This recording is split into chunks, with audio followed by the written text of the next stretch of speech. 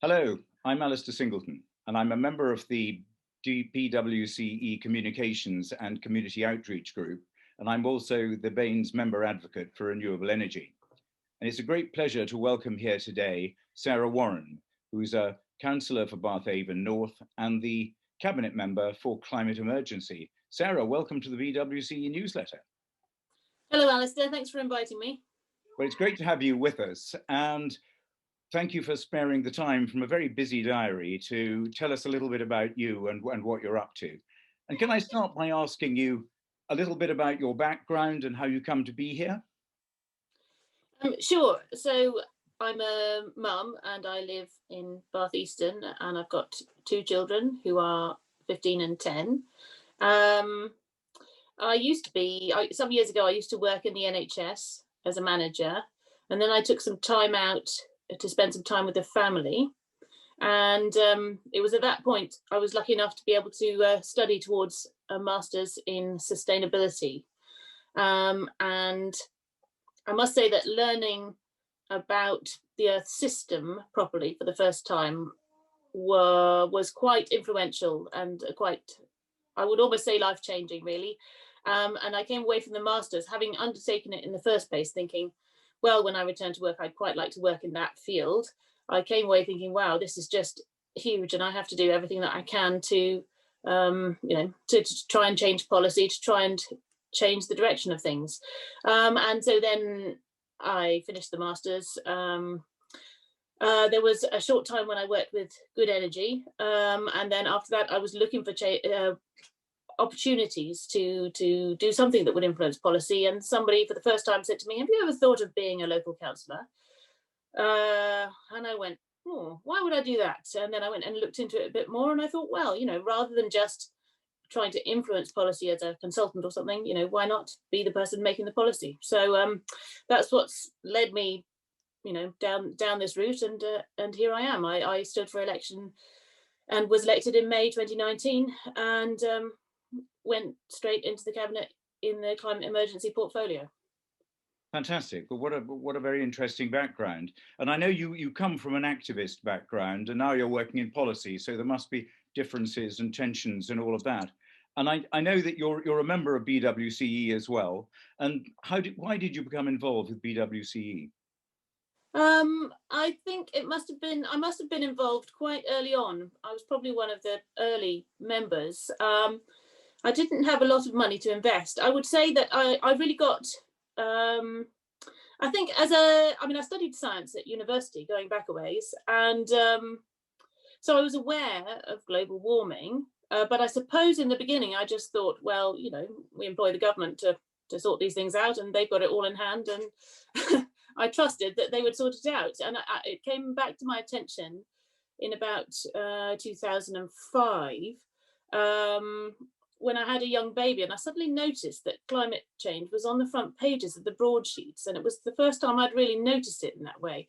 And that's when I really kind of began to engage with the subject myself. And I put solar hot water panels on my house at the time, because of course, at that time, solar PV was pretty expensive.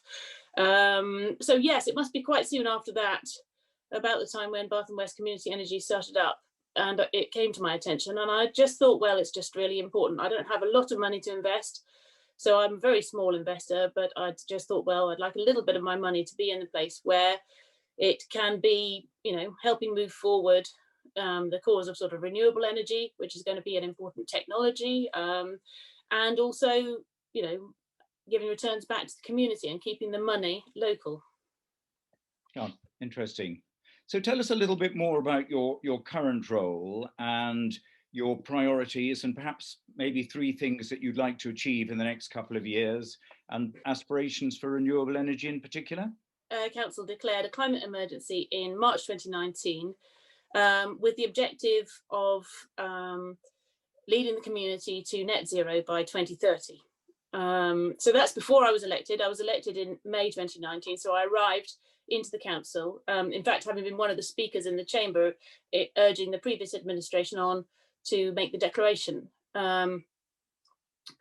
So yes, I arrived at that time, and not long after coronavirus hit, and that in itself has been the most enormous challenge for local government to cope with.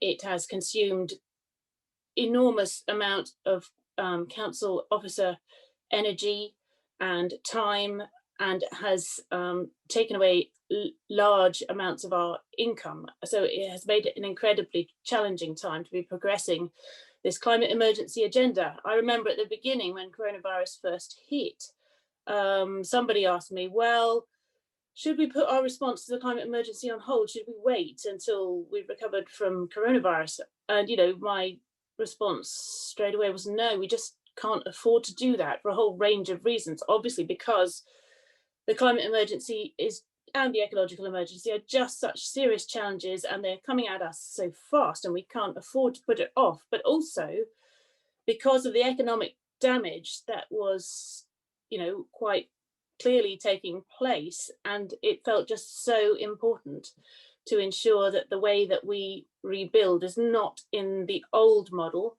but is in a way that is much more driven by localism and by new green technology and so on. So I would say, I mean, so shortly after I arrived at the council, we carried out a piece of research, and that identified the 3 priority areas for action for Bath and North East Somerset in terms of carbon emissions.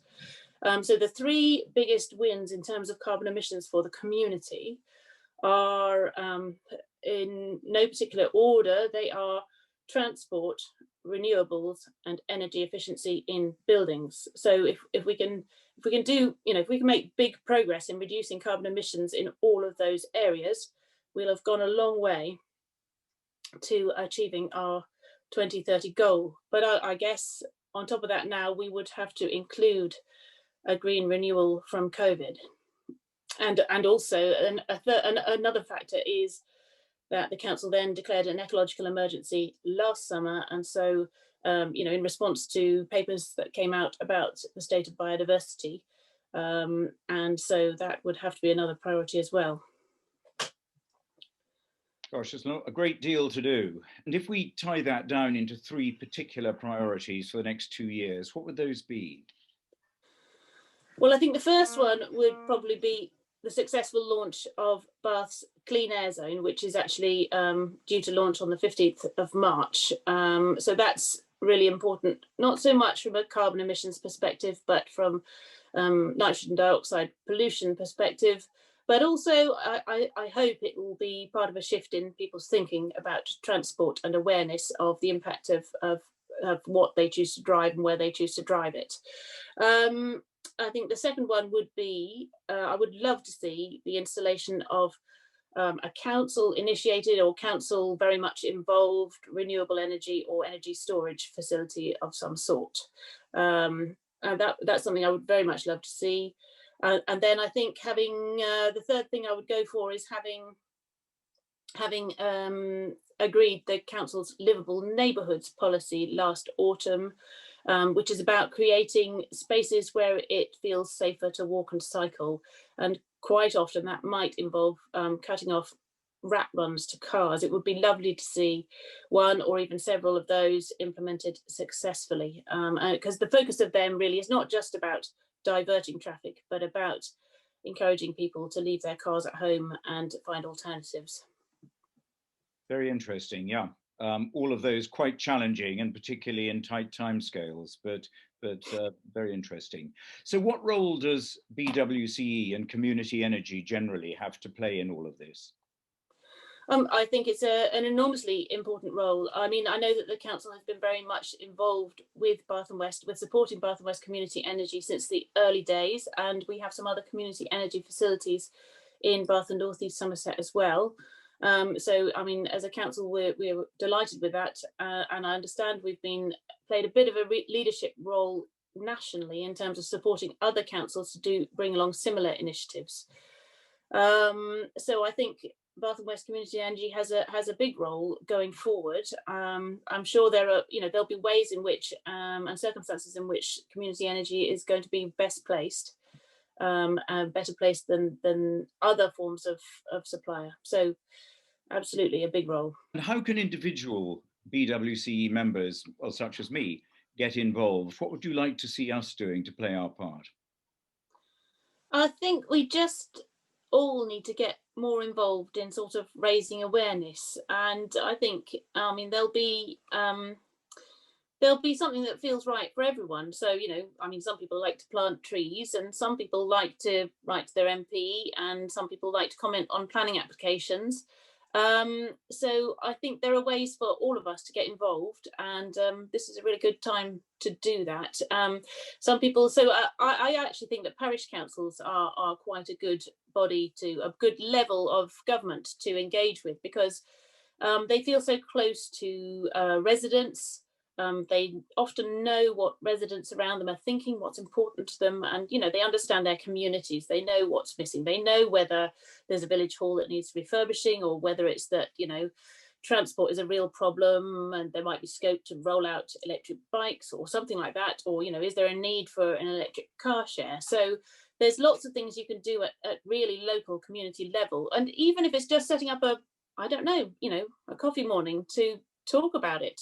You know, a bit like, I've always thought there's a role for something that's a bit like Weight Watchers. And you say, well, this week I drove 10 miles less, and somebody else, you know, had a meat-free Monday or something like that. So there's something, you know, that all of us can do, and even if it's just having a conversation. Thanks.